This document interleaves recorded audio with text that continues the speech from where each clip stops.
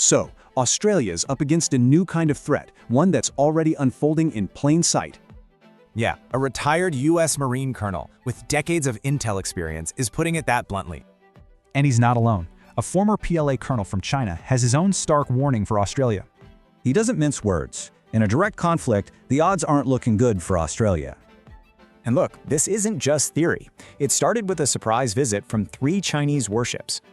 They even ran live-fire drills, the furthest south the PLA Navy has ever been recorded.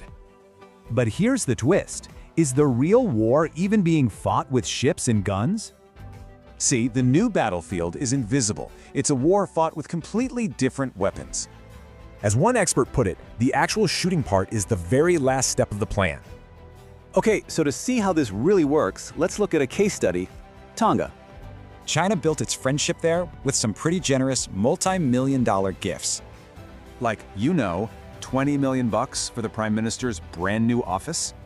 And an absolutely massive $55 million for a new national sports complex. But of course, this kind of generosity always comes with strings attached, right?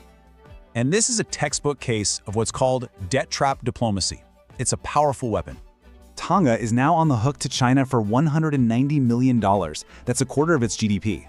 And as Tonga struggles to pay that back, China's economic presence has absolutely exploded. So what's Australia doing about all of this? Well, they're basically playing catch-up on 2 fronts. First, there's a big diplomatic push. And second, a serious military upgrade is underway. We're talking a bigger fleet, plus new Tomahawk and naval strike missiles, serious firepower. And here's the core of the problem. It's 2 totally different ways of seeing the same thing.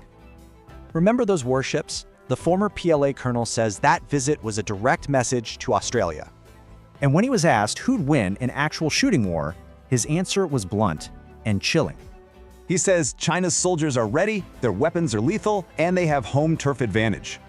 Which leaves Australia with one big, unsettling question. How do you defend yourself in a war that's already begun?